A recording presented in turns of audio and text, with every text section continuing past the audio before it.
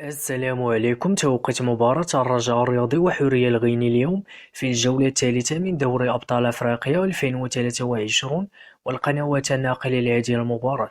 يحتل الرجاء الرياضي المركز الأول في ترتيب المجموعة الثالثة من دوري أبطال أفريقيا برصيد 6 نقاط، ويحتل حورية الغيني المركز الثاني برصيد 4 نقاط.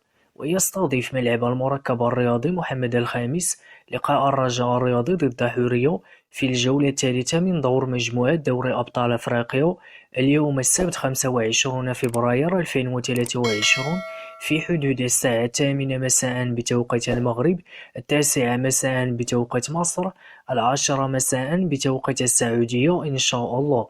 وسيتم نقل هذه المباراة على قناة الرياضية TNT بتعليق محمد العدالي، وعلى قناة بيان سبورت /دي 7 بتعليق جواد بادة.